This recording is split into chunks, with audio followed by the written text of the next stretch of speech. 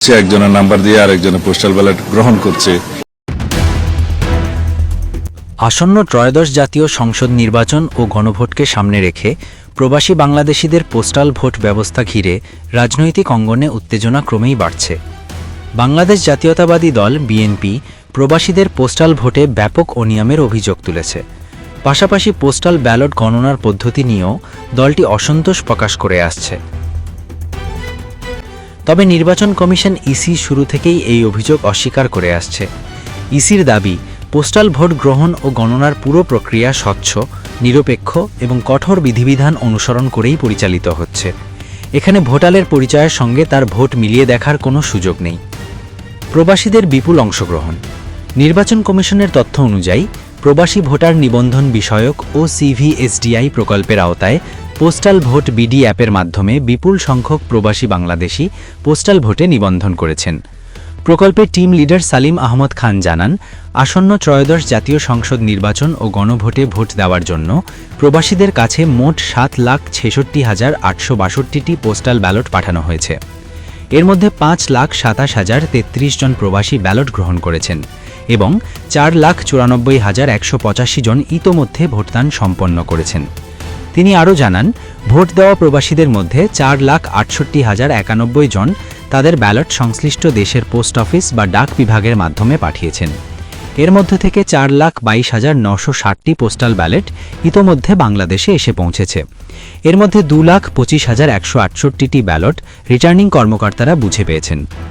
ইসির সর্বশেষ তথ্য অনুযায়ী দেশের ভেতরে 4 শ্রেণীর নাগরিকের মধ্যে 3,81,007 জন পোস্টাল ব্যালট গ্রহণ করেছেন। এদের মধ্যে 3,21,695 জন ভোট দিয়েছেন এবং 2,76,272 জন পোস্ট অফিস বা ডাক বাক্সে ব্যালট জমা দিয়েছেন। রিটার্নিং কর্মকর্তারা এখনও পর্যন্ত 83,942টি ব্যালট গ্রহণ করেছেন। সব মিলিয়ে দেশ ও প্রবাসে মোট 15,33,684 জন ভোটার পোস্টাল ব্যালটের মাধ্যমে ভোট দিতে পোস্টাল ভোট বিডি অ্যাপে নিবন্ধন করেছেন।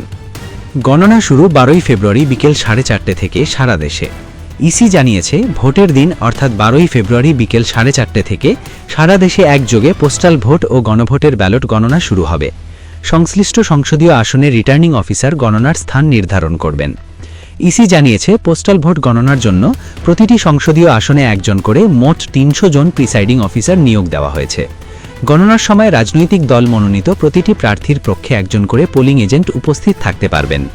পোস্টাল ভোটের গোপনীয়তা নিয়ে ওঠা প্রশ্নের জবাবে ইসির সিনিয়র সচিব আক্তার আহমেদ বলেন, পুরো গণনা প্রক্রিয়াই এমনভাবে সাজানো হয়েছে যাতে কোনো অবস্থাতেই ভোটারের পরিচয়ের সঙ্গে তার ভোট মিলিয়ে দেখার সুযোগ না থাকে।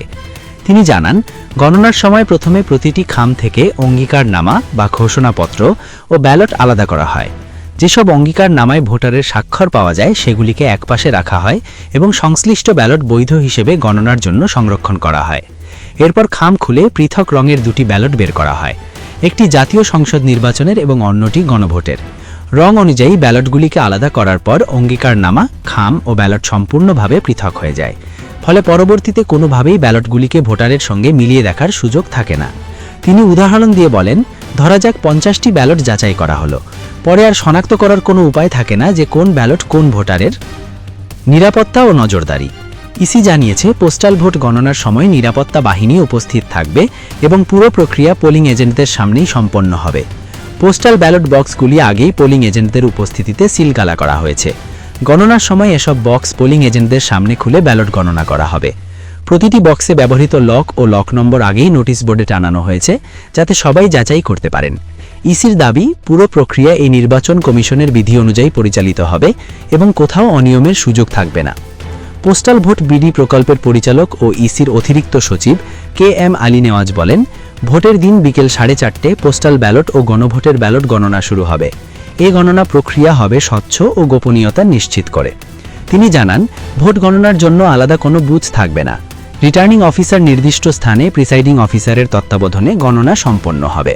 এ সময় প্রতিটি প্রার্থীর জন্য একজন করে পোলিং এজেন্ট উপস্থিত থাকতে পারবেন। তবে পোলিং এজেন্টরা কোনো মোবাইল ফোন বা ইলেকট্রনিক ডিভাইস সঙ্গে রাখতে পারবেন না।